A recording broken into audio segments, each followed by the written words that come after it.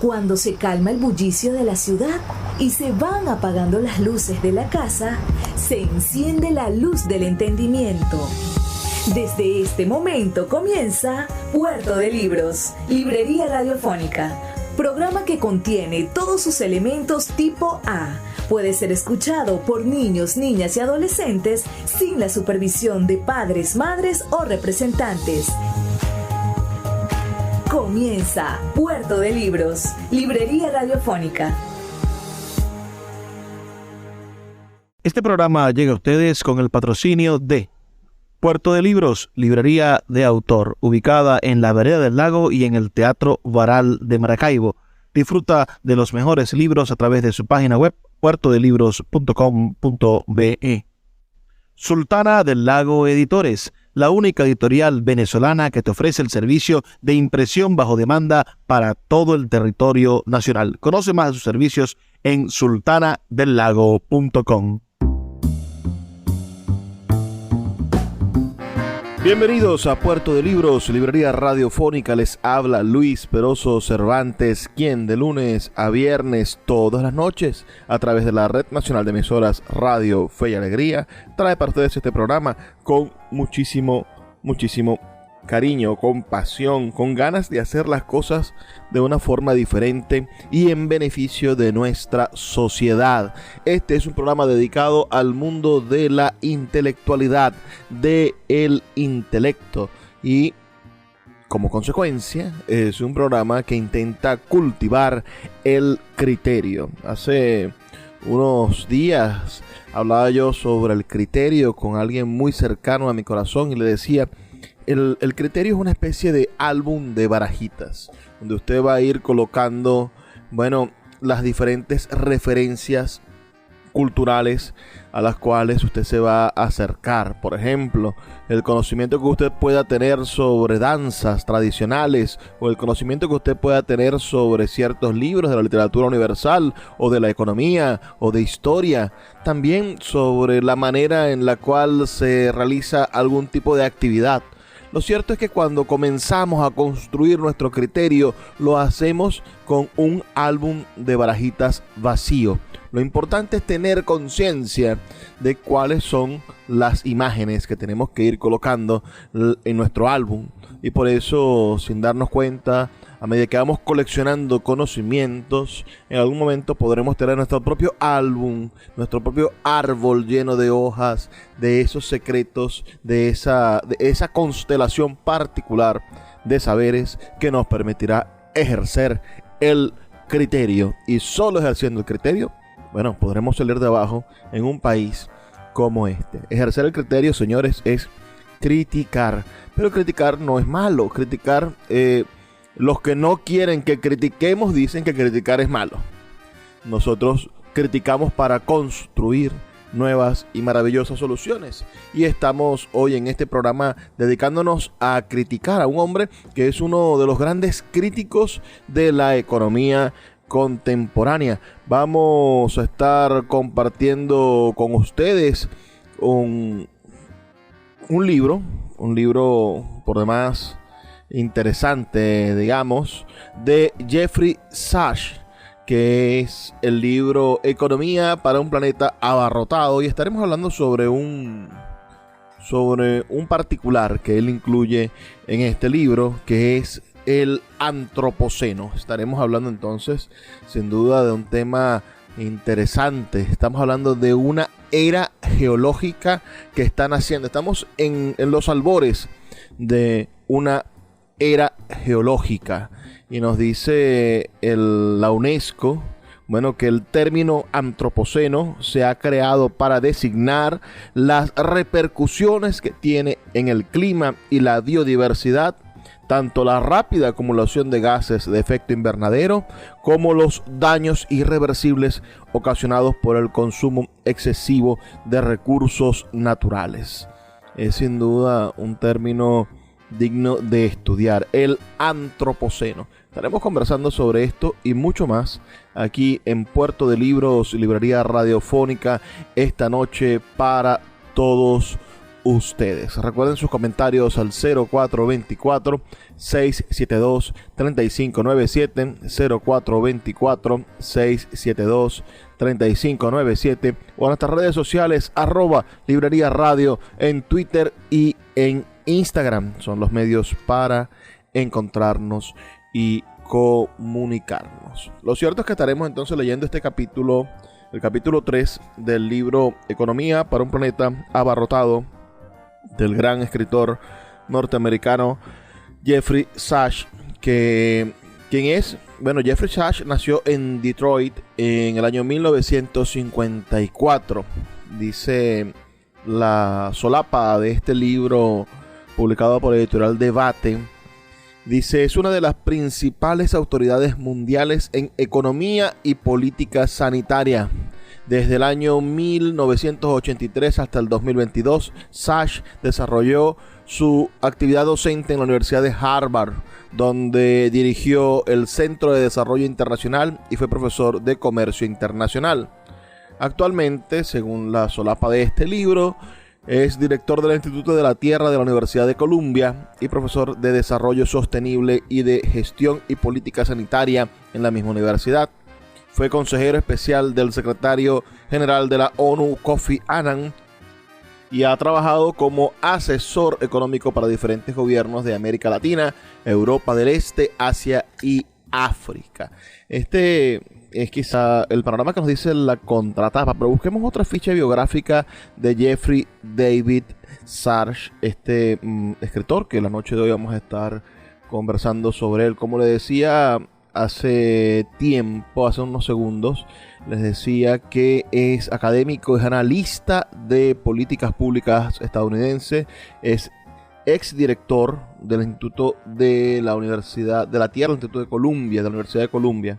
En la contratapa del libro nos dice que era el director en el momento en el que se publicó el libro. Este libro, además, es un libro interesantísimo, bastante gordo, un libro que tiene casi 600 páginas con una letra pequeña. Es un libro del año 2008. Esta ficha que les estoy leyendo ahora es un poco más actualizada. Es conocido por su trabajo sobre el desarrollo sostenible, el desarrollo económico y la lucha para acabar con la pobreza. Actualmente dirige el Centro para el Desarrollo Sostenible de la Universidad de Columbia y preside la Red de Soluciones de Desarrollo Sostenible de las Naciones Unidas. Es defensor de los Objetivos de Desarrollo Sostenible del secretario de las Naciones Unidas, Antonio Guterres, sobre los Objetivos de Desarrollo Sostenible, por supuesto, de la ONU, y ocupó el mismo cargo bajo la dirección del secretario general de la ONU, de Ban Ki-moon. Y anterior a este, hasta el 2016, su puesto fue de asesor similar relacionado con los anteriores objetivos de desarrollo del milenio. No son los mismos, los objetivos de desarrollo del milenio y los objetivos de desarrollo sostenible, que son los del milenio. Son 8 objetivos sancionados internacionalmente para reducir la pobreza extrema, el hambre y las enfermedades en el año 2015. En relación con los objetivos de desarrollo del milenio, fue nombrado asesor especial del secretario general de la ONU por primera vez en el año 2002 durante el mandato de Kofi Annan, como le decía hace un momento. Sachs es cofundador y estratega jefe de Millennium Promise Alliance, una organización sin fines de lucro dedicada a acabar con la pobreza extrema y el hambre, que ha sido objetivo de escrutinio por parte de los críticos y fue el tema de un libro de la periodista Nina Munk. Del año 2002 al 2006 fue director de trabajo sobre los objetivos de desarrollo del milenio del proyecto del milenio de las Naciones Unidas. Es coeditor del Informe Mundial de la Felicidad con John Helwell y Richard Layard. En el año 2010 se convirtió en el comisionado de la Comisión de Banda Ancha para el Desarrollo Sostenible, cuyo objetivo declarado es impulsar la importancia del Internet de banda ancha en la política internacional. Sachs ha escrito varios libros y ha recibido varios premios.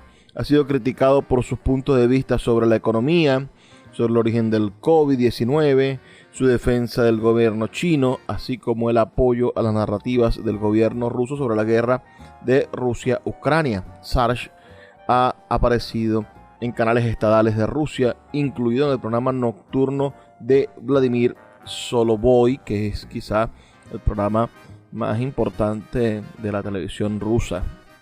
Lo cierto es que, ha sido profesor en las dos más grandes universidades de Estados Unidos, en Harvard y en Columbia University, y ha tenido actividades interesantísimas de apoyo a los pueblos latinoamericanos. Miren, por ejemplo, fue asesor en Bolivia, y creo que es interesante esa parte, ¿no? Cuando Bolívar estaba pasando por una dictadura a una democracia a través de las elecciones nacionales del año 1985, Sarge fue invitado por el partido del dictador boliviano Hugo Banzer para asesorarlo sobre un plan económico antiinflacionario para implementar una vez que fuera elegido para el cargo. Ese plan de estabilización se centró en la desregulación de los precios, en particular del petróleo, junto con recortes al presupuesto nacional. Sarge afirmó que su plan podría acabar con la hiperinflación boliviana, que había llegado hasta el 14.000% en un solo día. Por supuesto que, aunque Banzer finalmente perdió las elecciones ante el partido del expresidente electo y tradicionalmente desarrollista Víctor Paz Estensoro, el plan de Sarge todavía se implementó a través de planes que excluyeron a la mayor parte del gabinete de Paz. La inflación se estabilizó rápidamente en Bolivia. La sugerencia de Sarge para reducir la inflación era aplicar disciplina fiscal y monetaria y poner fin a la regulación económica que protegía a las élites y bloqueaba el libre mercado. La hiperinflación se redujo a las pocas semanas de que el gobierno boliviano instruyera sus sugerencias, y el gobierno saldó su deuda de 3.300 millones con los prestamistas internacionales por alrededor de 11 centavos por dólar. En ese momento, eso representaba alrededor del 85% del PIB de Bolivia. Estuvo involucrado en este interesante suceso boliviano de los años 80. Recuerden que Sarge, como les digo, Jeffrey Sachs, nació en el año 1954. Era un joven economista cuando consiguió esa interesante solución a la hiperinflación boliviana. También estuvo relacionado con las economías postcomunistas. Sachs ha trabajado como asesor económico de gobiernos, como les digo, en Latinoamérica, en Europa del Este, en la ex Unión Soviética, como macroeconomista que ha capacitado en la práctica y asesorado a varios gobiernos nacionales en la transición del marxismo-leninismo o el desarrollismo a las economías de mercado abierto. En el año 1989, Sachs asesoró al movimiento anticomunista Solidaridad de Polonia y al gobierno del primer ministro Tadeusz Mazowiecki. Escribió un plan integral para la transición de la planificación central a una economía de mercado, que se incorporó al programa de reforma de Polonia dirigido por el ministro de Finanzas Leszek Balcerowicz. Sarge fue el principal artífice de la operación de reducción de deuda de Polonia. Sarge y los economistas del Fondo Monetario Internacional, entre ellos David Lipton, recomendaron la rápida conversión de todas las propiedades y activos de la propiedad pública a privada. Se produjo el cierre de muchas fábricas no competitivas. En Polonia, Sarge estaba firmemente del lado de una rápida transición al capitalismo. En primer lugar, propuso estructuras corporativas al estilo estadounidense, con gerentes profesionales que respondieran a muchos accionistas y un papel económico importante para los mercados bursátiles. Esto no presagiaba nada bueno para las autoridades polacas, pero luego propuso que grandes bloques de acciones de las empresas privadas se pusieran en manos de los bancos privados. Como resultado hubo escasez económica e inflación, pero los precios en Polonia finalmente se estabilizaron. El gobierno de Polonia otorgó a Zak uno de sus más altos honores en el año 1999, la Cruz de Comandante de la Orden de Mérito. También escribió y recibió el doctorado honoris causa de la Universidad de Economía de Cracovia. Las ideas y los métodos de transición de Zak desde la planificación central fueron adoptados en todas las economías de transición. Asesoró a Eslovenia en el año 1991 y a Estonia en el año 1992 sobre la introducción de nuevas monedas estables y convertibles. Basado en el éxito de Polonia, su consejo fue buscado primero por el presidente soviético Mikhail Gorbachev y por su sucesor, el presidente ruso Boris Yeltsin, sobre la transición de la Unión Soviética a Rusia a una economía de mercado.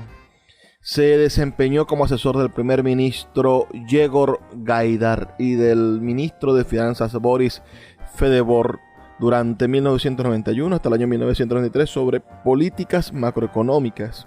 Los medios de Zak para estabilizar la economía se conocieron como terapia de choque y eran similares a los enfoques exitosos utilizados en Alemania después de las dos guerras mundiales. Cuando Rusia cayó en la pobreza después de adoptar su terapia de choque basada en el mercado a principios de la década de los 90, algunos medios occidentales lo llamaron un neoliberal de corazón frío. Pero bueno, veamos que aunque Rusia es un país con profundas desigualdades, quizás las propuestas de Zak pudieron permitir que se desarrollase la industria rusa y no cayera en el peor, por supuesto, de las consecuencias después de la desbandada comunista. Estamos hablando sobre el autor de este libro que hoy estamos analizando, Jeffrey Zak, Economía para un planeta abarrotado, donde vamos a estar conversando sobre el antropoceno según Zak desde la economía. Vamos a hacer una pequeña pausa de 2 minutos y hablemos con más de Puerto de Libros, Librería Radiofónica.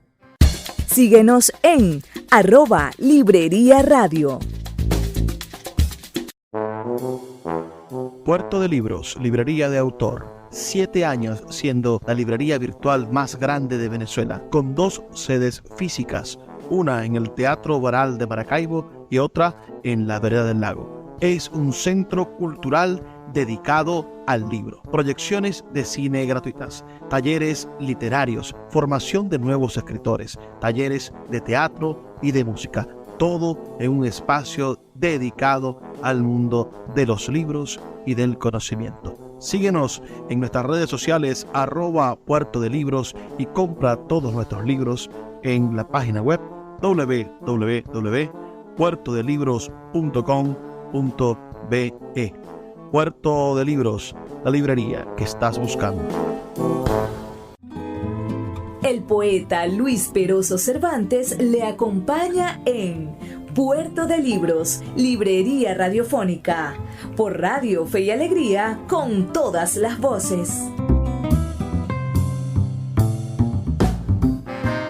Seguimos en Puerto de Libros, Librería Radiofónica, esta noche conversando sobre el antropoceno de Jeffrey Zak, que es el tercer capítulo de este libro, Economía para un planeta abarrotado. Acabamos de presentar un poco en el segmento anterior al autor de este libro y ahora es nuestra responsabilidad, por supuesto, empezar a leer algunas páginas que hemos seleccionado, algunos fragmentos que hemos seleccionado de este interesante libro.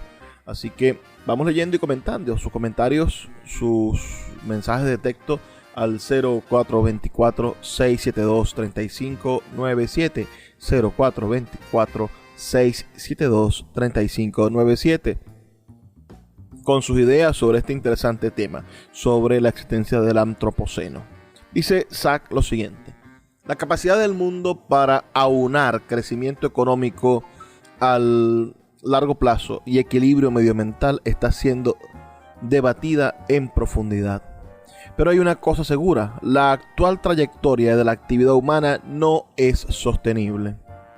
Si seguimos haciendo sin más lo que venimos haciendo en el planeta, sin alterar la tecnología, pero a una escala mucho mayor, en un momento en que China, India y otros grandes núcleos de población experimentan un crecimiento económico acelerado, se vendrá abajo los cimientos medioambientales del bienestar global. Los límites del propio medio ambiente frustrarán nuestras aspiraciones globales de prosperidad, pero si canalizamos una modesta parte de nuestro cada vez mayor conocimiento y recursos, por supuesto, hacia el desarrollo de tecnologías de alto valor, bueno, el resultado puede ser muy distinto. Para conseguirlo, por supuesto, los servicios de la naturaleza y la población humana, para conseguirlo tendremos que abandonar algunas malas costumbres que están muy consolidadas.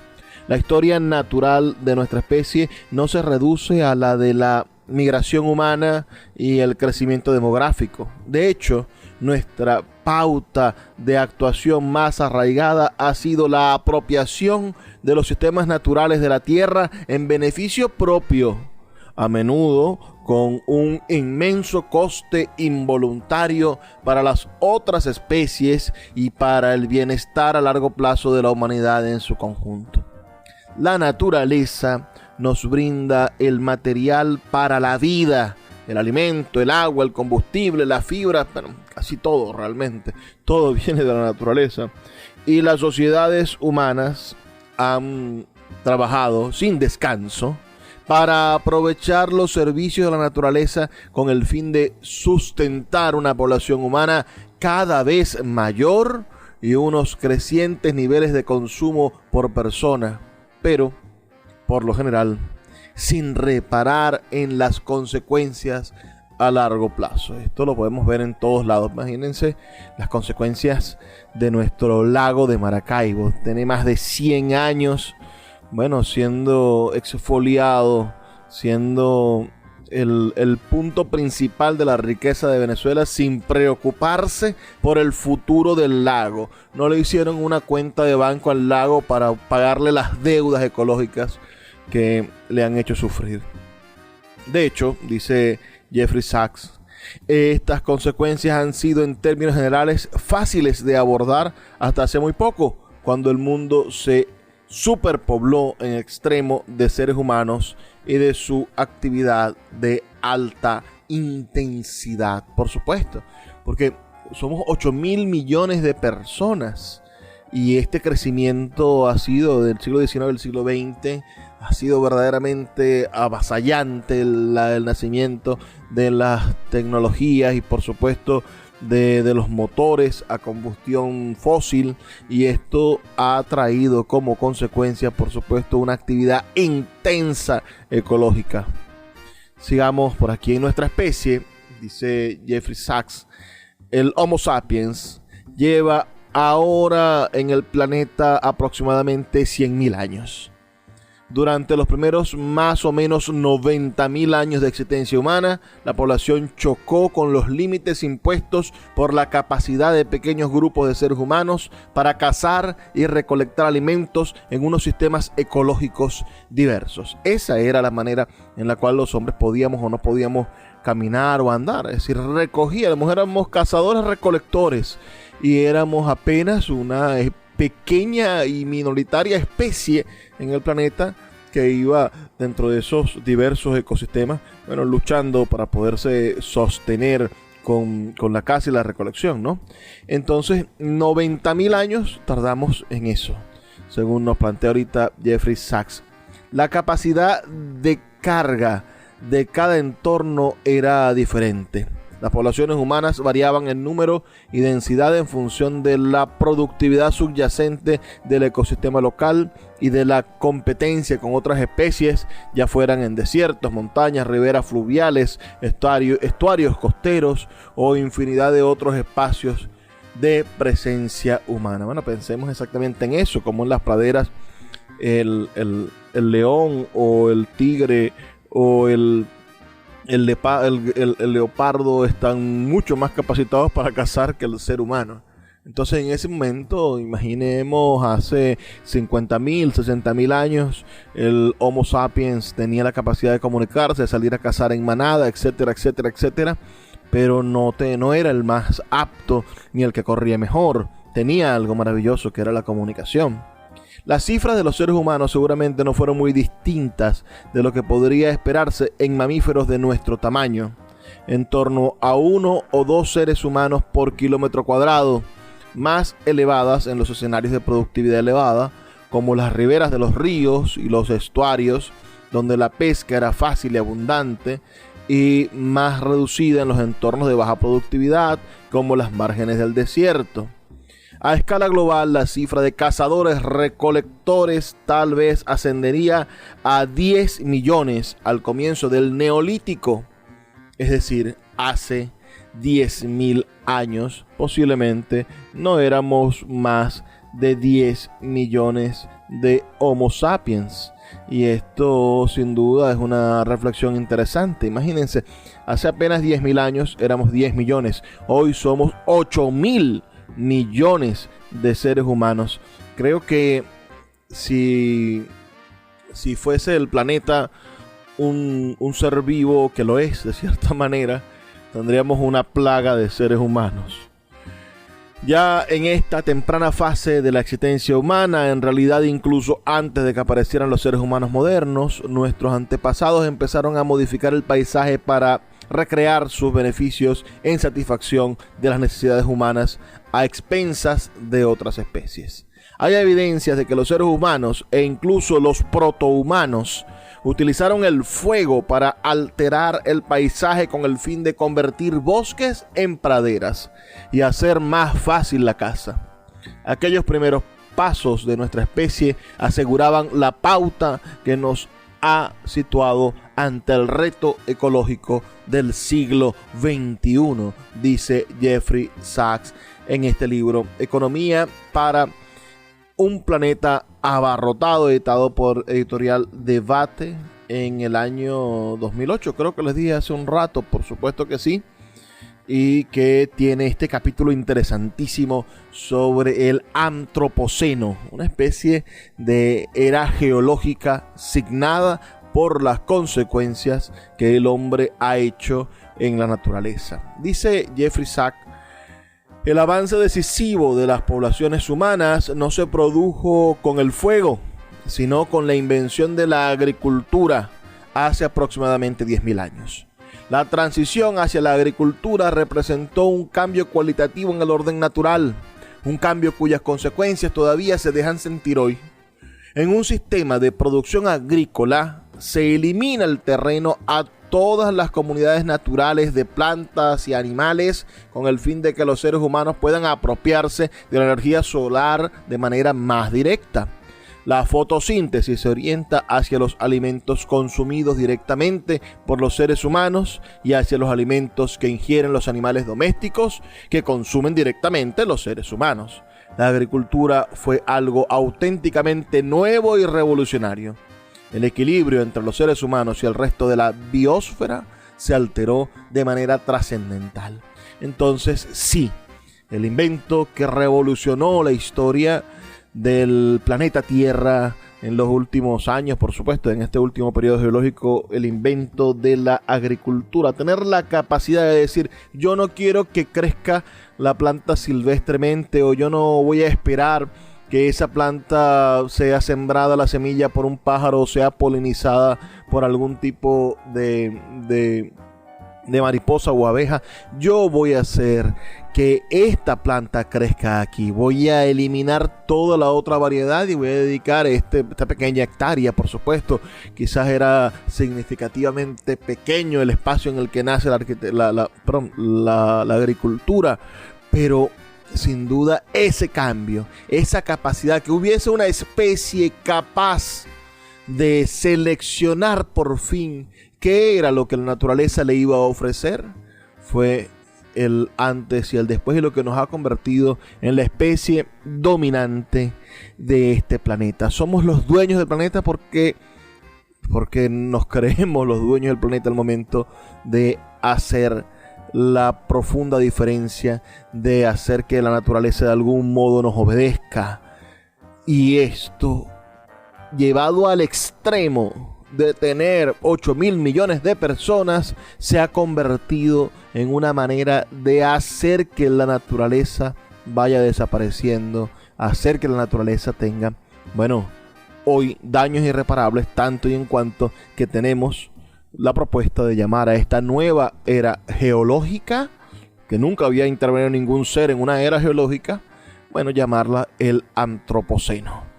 La era geológica en la cual el ser humano ha marcado la pauta y sus consecuencias, consecuencias de la actividad humana ya están registradas profundamente en el corazón o en la historia geológica del mundo. Vamos a hacer una pequeña pausa de 2 minutos y ya volvemos con más de Puerto de Libros, librería radiofónica.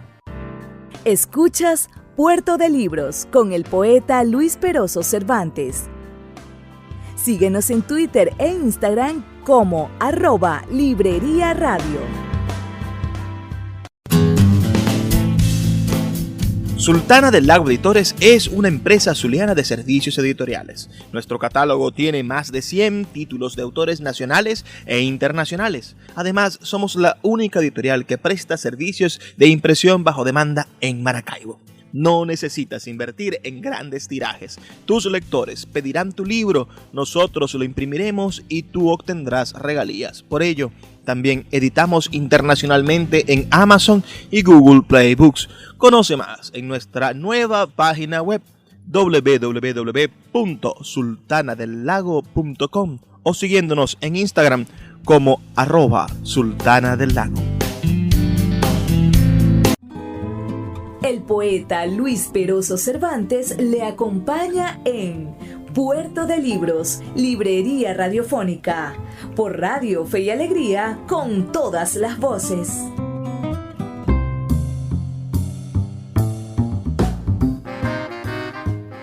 Seguimos en Puerto de Libros, librería radiofónica, esta noche conversando sobre el Antropoceno. Interesante tema para el día de hoy. Nos dice la página web de la UNESCO. Nos dice: ¿podemos usar este término, este vocablo, para definir una nueva época geológica? La respuesta a esta pregunta ha suscitado un apasionado debate entre científicos. Por otra parte, las soluciones se hacen esperar demasiado porque existe una negativa colectiva a ver la realidad, que es fruto a la vez de la creencia ingenua en el progreso, de una mentalidad consumista y de las presiones ejercidas por potentes grupos económicos. El término antropoceno se emplea hoy en centenares de libros y artículos científicos, se cita miles de veces y se usa cada vez más en los medios de comunicación. Creado en un principio por el biólogo estadounidense Eugene F. Storner, este vocablo lo popularizó a principios del año 2000 el holandés Paul Crutzen, Premio Nobel de Química, para designar la época en la que las actividades del hombre empezaron a provocar cambios biológicos y geofísicos a escala mundial. Ambos científicos habían comprobado que esas mutaciones en la época Holocena, es decir, esas mutaciones habían alterado el relativo equilibrio en el que se mantenía el sistema terrestre desde los comienzos de la época Holocena. El Holoceno es esta última parte, que es de hace 11.700 años atrás. Stoner y Crutzen propusieron que el punto de arranque de la nueva época fuera el año 1784, cuando el perfeccionamiento de la máquina de vapor por el británico James Watt abrió paso a la revolución industrial y la utilización de energías fósiles. Entre 1987 y el 2015, un vasto proyecto científico multidisciplinario, el Programa Internacional sobre Geósfera y Biosfera, acopió numerosos datos sobre el impacto de las alteraciones antropógenas en los parámetros del sistema llamado Tierra. Otros estudios emprendidos en el decenio 1950 sobre nuestras actividades en la naturaleza, tomando muestras de hielo del antiguo Antártico y la actual composición de la atmósfera, investigada por el Observatorio de Mauna Loa en Hawái, pusieron de manifiesto la veloz acumulación de las emisiones de gases de efecto invernadero y, más concretamente, de las de dióxido de carbono.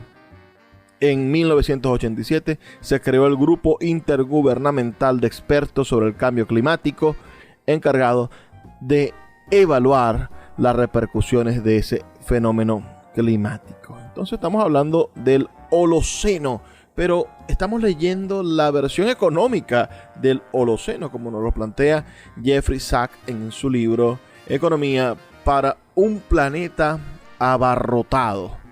Pobre planeta infectado de seres humanos. Entonces podemos decir que habíamos hablado sobre la agricultura y la importancia que tuvo la agricultura en la manera en la que se ha alterado, la presencia humana ha alterado la naturaleza. Dice Jeffrey Sachs, las poblaciones humanas proliferaron de forma vertiginosa tras la aparición de la agricultura, tanto porque nuestra especie consiguió incrementar su densidad allí donde se asentara, como por la agricultura en general, que le concedió la oportunidad de llevar a cabo una expansión masiva del espectro de hábitats humanos. Es decir, los lugares donde donde podíamos existir. Logramos controlar el hábitat y crear nuestro propio hábitat, nuestro espacio ideal para la existencia. A partir de entonces se podía talar un bosque con la intención de sembrar un cultivo y extender los asentamientos humanos. Durante los últimos 10.000 años, la deforestación ha sido la política escogida por las sociedades humanas para incrementar la capacidad de carga humana en el entorno local.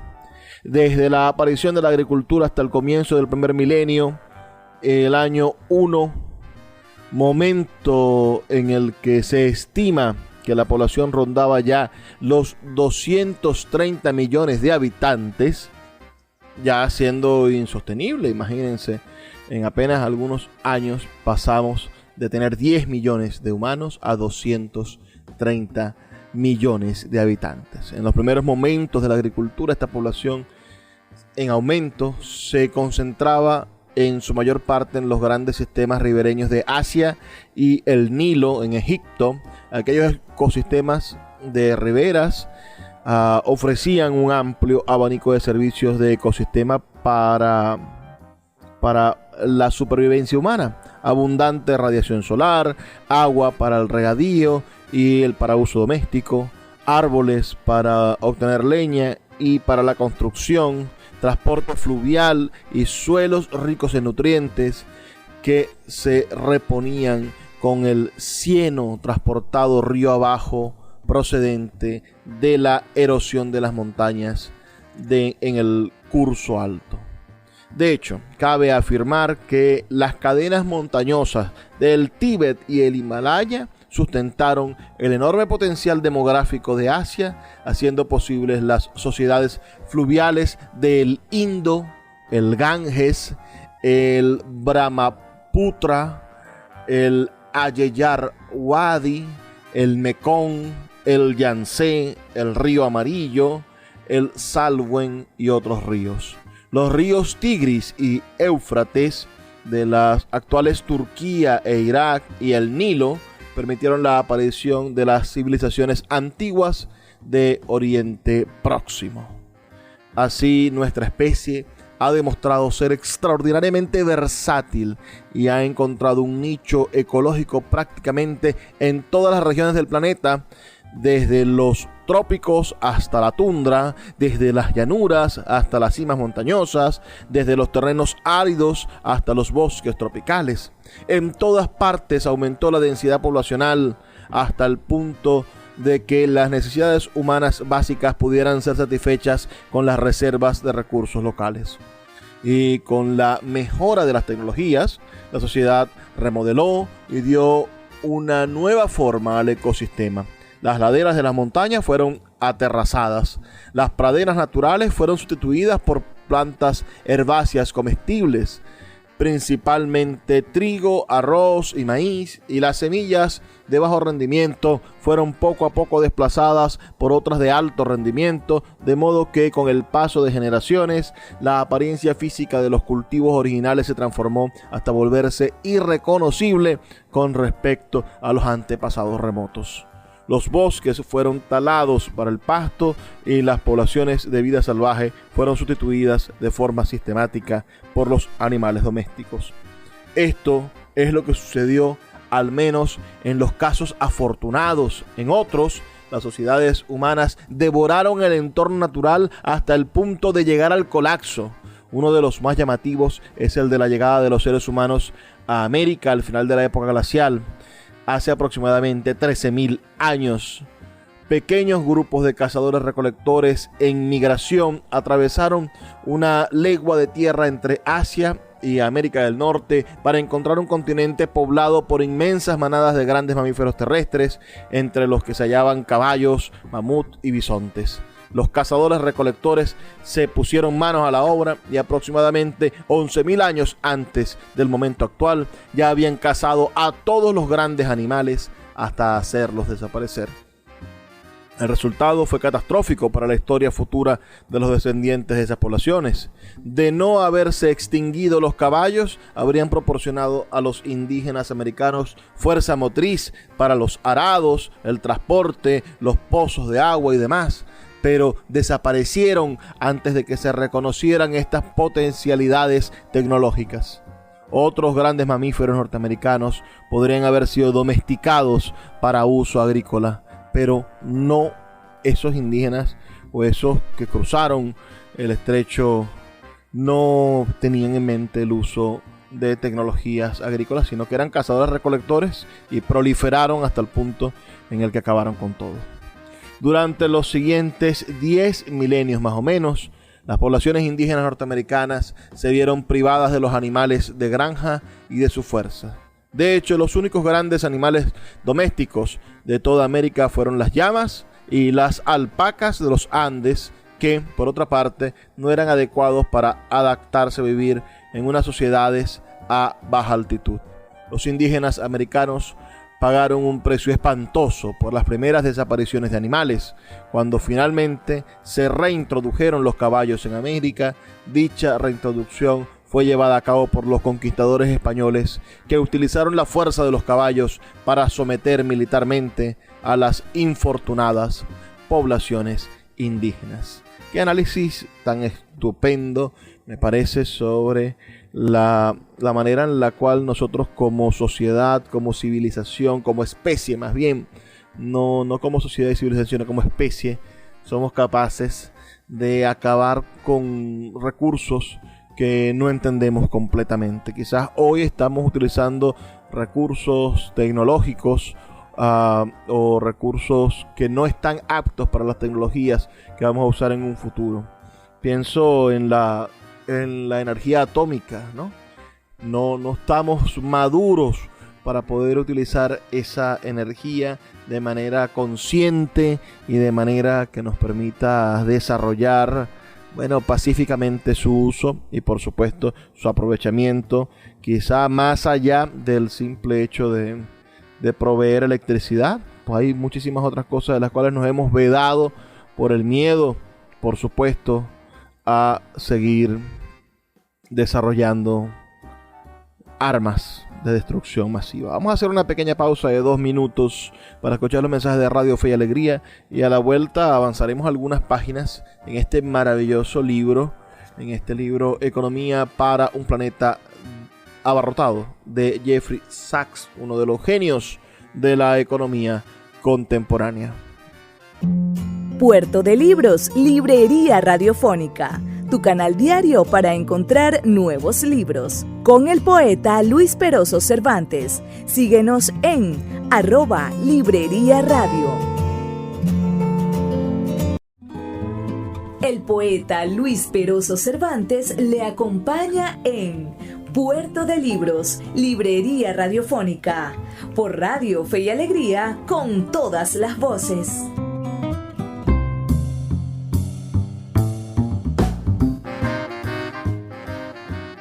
Así llegamos al último segmento de Puerto de Libros, librería radiofónica. Les habla Luis Peroso Cervantes, quien todas las noches comparte con ustedes un pedacito de, digamos, curiosidad, que es lo mejor que podemos hacer. Estamos hablando del antropoceno. Leo por aquí algunas notas interesantes, ¿no? Un estudio de la revista Nature revela que en el año 2020 la masa de lo fabricado por la humanidad superó en peso a la masa de los seres vivos, de todos los seres vivos del planeta. Esto quizás sea una de las razones fundamentales por las que podemos decir que hemos entrado en el antropoceno, una nueva era geológica marcada por el impacto del hombre. ¿Qué les parece? Más que todos los seres vivos, pesa lo que hemos producido nosotros, lo que hemos sacado, los carros, la basura, el plástico, etcétera, etcétera, etcétera. Entonces, eso se llama la masa antropogénica y superó por primera vez en la historia a la masa conjunta de los seres vivos, que es la biomasa. Fue su peso seco de alrededor de 1.1 teratones. Y eso que el estudio no contabiliza la masa de la basura. Para ponerlo en perspectiva, el peso de todo lo que existe hoy en Nueva York, creado por el hombre, es igual al peso de todos los peces del mundo. Mientras que solo la masa de plásticos existente en el planeta ya duplica la masa de todos los animales terrestres y acuáticos. Pero estamos leyendo a un genio de la economía, a Jeffrey Sachs, y su libro Economía para un planeta abarrotado. Vamos a leer la parte del capítulo de este libro, es el tercer capítulo. En la página 100 nos dice el antropoceno, y dice: pasados 2 siglos desde la revolución industrial, la sociedad humana recoge en la actualidad los inmensos beneficios de todos estos éxitos tecnológicos espectaculares, pero también afronta riesgos masivos. Nos hemos vuelto tan adeptos a desbrozar el terreno de juego ecológico con el fin de satisfacer los deseos humanos que a menudo expulsamos literalmente al resto de la vida fuera de la escena. Parte de las consecuencias pueden comprenderse con facilidad. Al talar las tierras boscosas para cultivar y alimentar con pasto al ganado, desaparecieron extensiones inmensas de árboles y las pesquerías marinas han sido explotadas casi hasta su agotamiento actual, en que las poderosas flotas pesqueras siguen surcando los mares en grandes cantidades.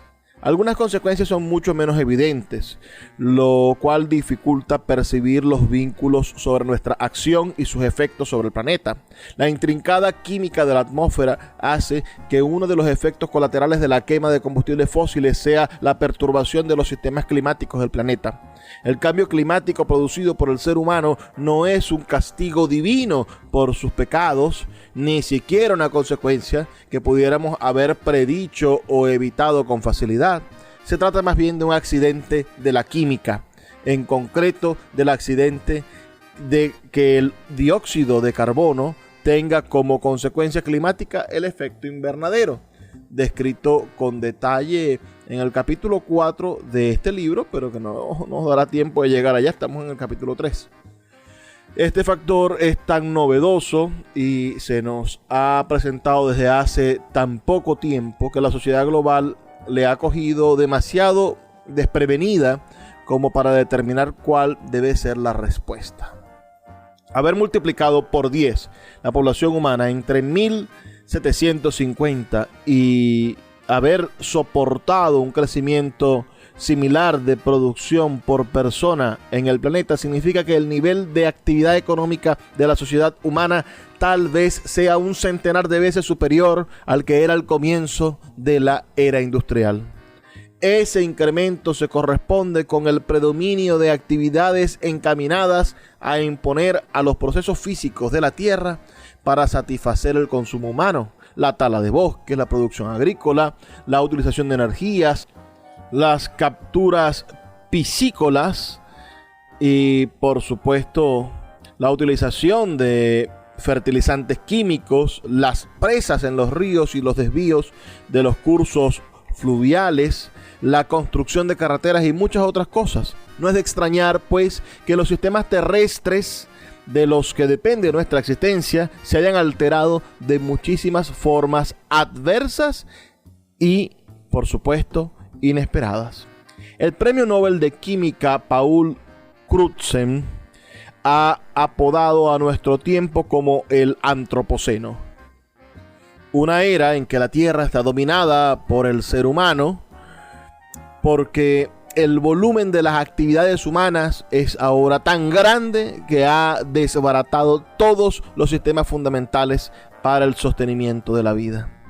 El gran ecólogo de la Universidad de Stanford, Peter Vitousek, y sus colegas han precisado con suma precisión el extremo hasta el cual los seres humanos dominaron hoy los sistemas naturales. Uno de sus célebres estudios expuestos merece ser sopesado con atención. Habla de la asombrosa historia de cómo la humanidad se ha apropiado de la actualidad de los recursos vitales de los ecosistemas terrestres del planeta y deja que el resto de las especies se las arreglen con una plataforma de supervivencia cada vez más angosta. Vitousek y sus colegas se centran en 7 ámbitos de los sistemas naturales de la Tierra para demostrar el grado de apropiación de los mismos por parte de los seres humanos. Fijemos en cada uno de ellos, mostrados de izquierda a derecha en la siguiente tabla. Bueno, no pueden ver la tabla ustedes, pero se los muestro, ¿no? Transformación del suelo, concentración del CO2, la utilización del agua, la fijación del nitrógeno, la invasión de las plantas, la extinción de las aves y las pesquerías marinas. Cada barra que se asume entre el 20, 25 y el 65% de un impacto humano, ¿no? Ha llegado a dominar algunos aspectos de procesos ecológicos fundamentales. Aquí lo siguiente que nos hace ver el economista Jeffrey Sachs son reflexiones sobre cada uno de estos puntos, sobre la transformación de los suelos, sobre la concentración del dióxido de carbono, sobre la utilización del agua, ¿no? Les puedo leer un fragmento que tengo aquí destacado. Dice: los seres humanos han inferido de manera muy intensa en el proceso del ciclo hidrológico, principalmente para garantizar el agua requerida para la producción alimentaria de la humanidad. Como muestra, mediante pescas, sistemas de regadío y otras actividades de desviación de recursos del agua, el ser humano se ha apropiado para su uso del 60% de las aguas vertidas a ríos accesibles. El dominio del agua dulce es ahora tan elevado que muchos de los grandes ríos del mundo, entre ellos el Ganges de la India, el Amarillo de la China y el Río Grande de los Estados Unidos y México, no llegan al mar. Además, la construcción de presas en los ríos suelen originar una competición de suma cero en la que el superior número de usuarios de curso alto priva del agua que necesitan para sobrevivir tanto los seres humanos como los ecosistemas naturales de curso bajo. De manera más general, es probable que en los próximos años la actividad humana contribuya a ocasionar graves crisis hidrológicas. También habla sobre las aguas subterráneas, interesantísimo tema, ¿no? Los acuíferos que están siendo extraídos del suelo para el riego a un ritmo muy superior al que se reponen de forma natural. El nivel freático está descendiendo rápidamente y los pozos de riego se están secando en muchos lugares, sobre todo en China y en India, donde están los países más poblados. Hoy la China es el segundo país más poblado del mundo y la India el primero. En aras del desarrollo económico se están desecando los humedales sobre todo para crear explotaciones agrarias y para la expansión urbana, lo cual tiene consecuencias adversas en los procesos biológicos y en la biodiversidad. También analiza extensamente la fijación del nitrógeno, la invasión de las plantas, la extinción de las aves, las pesquerías marinas y bueno, habla por supuesto sobre cuáles son las predicciones para el futuro con esta terrible construcción del rumbo humano. Nos habla también en este capítulo sobre la China y el medio ambiente y por supuesto sobre los cambios medioambientales más bruscos. Me gustaría resaltar otro párrafo que tengo por aquí y es el vaticinio de Thomas Malthus. Dice: el vaticinio más famoso del día del juicio final se produjo en 1798 y lo emitió el reverendo Thomas Malthus, que señaló que las poblaciones tienden a aumentar de forma geométrica multiplicativa al tiempo que la producción de alimentos solo aumenta de forma aritmética, que es adictiva. Las poblaciones se verán así frenadas principalmente por la pobreza. Malthus opinaba que las ganancias obtenidas en productividad serían devoradas rápidamente por nuevos incrementos demográficos que harían disminuir de nuevo la mejora provisional de los niveles de vida hasta cotas de mera subsistencia. Por tanto, según Malthus, la humanidad estaba condenada a haber contrarrestado cualquier progreso temporal del nivel de vida por el excesivo incremento demográfico. El pesimismo que destila este argumento ha seguido siendo una fuente continua de debate y de polémica, acota Sachs en este maravilloso capítulo sobre el antropoceno. Me gustaría, aunque no me dé tiempo, terminar con esta última parte de este capítulo sobre el antropoceno, donde habla de la paradoja del enriquecimiento. La ironía final es que el éxito vital de la humanidad a la hora de apropiarse de los servicios de la tierra podría también revelar ser su perdición. Es enteramente posible que acabemos atragantándonos con algo.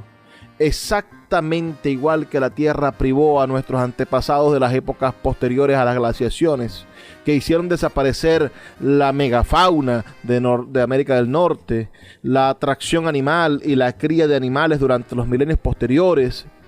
Nuestra era podría perfectamente llevar los éxitos provisionales de la industrialización hasta el extremo del colapso ecológico global. Semejante exceso no está llamado a ser el destino inevitable de la humanidad, pero también forma parte de nuestras potencialidades y ha sido una historia repetida entre nosotros a escala global. Como ha relatado con contundencia Jared Diamond en su importante estudio Colapso, en una sociedad que gestione la transición hacia la sostenibilidad no hay nada automático. Debemos seguir recordando que los problemas globales complejos pueden resolverse mediante el establecimiento colectivo de objetivos globales, la confianza en la evidencia científica, la movilización de la tecnología y, lo más importante, la prevención. Tenemos que apreciar con urgencia que los desafíos ecológicos no se resolverán por sí solos ni de forma espontánea. Hemos subrayado que el mercado no hará el trabajo por ellos. Las normas sociales no bastan. Los gobiernos suelen ser, con frecuencia, despiadadamente cortos de vista. La sostenibilidad debe de ser una elección de una sociedad global que es previsora y actúa con una inusual armonía. Así termina ese capítulo sobre el antropoceno. Y a mí me ha encantado trabajar para ustedes esta noche. Me gustaría sus comentarios al 0424-672-3597, 0424-672-3597, o en nuestras redes sociales @Librería Radio. Estuvo hasta este momento Luis Peroso Cervantes hablándoles en Puerto de Libros, librería radiofónica para la Red Nacional de Emisoras Radio Fe y Alegría. Nos escuchamos el día de mañana. Por favor, sean felices. Lean poesía.